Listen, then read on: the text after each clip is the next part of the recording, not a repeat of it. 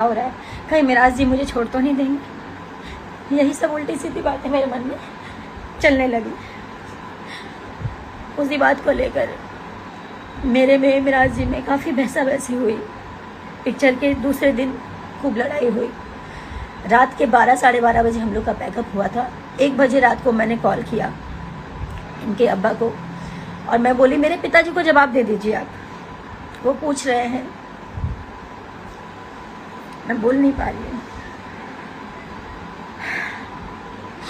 तो इनके पिताजी और इनकी मम्मी दोनों मिलकर मेरे मम्मी पापा को गाली देने लग गए, गंदा गंदा उल्टा सीधा। मुझे बर्दाश्त नहीं हुआ, मैंने भी गाली गलौज किया, जो सच्चाई है। एक तो आपने झूठ बोला, एक तो आपने गलती की, एक तो आपके बेटे ने शादी करके आप लोगों ने मुझे छुपा के रखने बोला। मैंने सब कुछ किया, उसके बाद आप लोग होकर गए और ऊपर से मेरे माता पिता को गाली दे रहे थे। मेरे माँ बाप की कोई गलती नहीं थी, बस इतनी गलती थी कि वो एक बेटी के बाप है, एक उस बेटी के बाप है जो इन चालाक लोगों को समझ नहीं पाए कभी कि ये लोग मेरा मिसयूज कर रहे थे। इन्होंने साहेबगंज में एक 1.5 करोड़ का कोई जमीन खरीदा है, घर खरीदा है बना बनाया, उसमें पैसे कम पड़ रहे थे। ललन राय कोई है, ललन राय जी को मैंने अपने अकाउंट से मेरे ख्याल से 5 साढ़े 5 लाख के आसपास मैंने भेजा।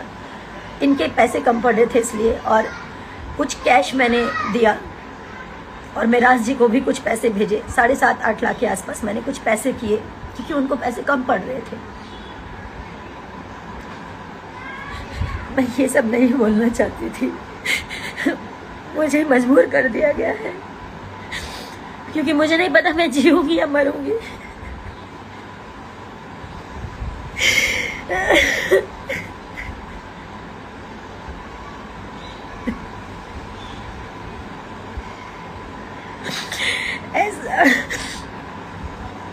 ऐसा नहीं है कि मैं कमजोर हूं, मैं कमजोर नहीं हूं। जिसने प्यार किया ना वो समझ सकता है मेरी स्थिति को, सिर्फ वही समझ सकता है। जिसने सच्चे मन से रिश्ता निभाया, एक बीवी एक औरत समझ सकती है कि पति पत्नी क्या होते हैं या ये रिश्ता क्या है।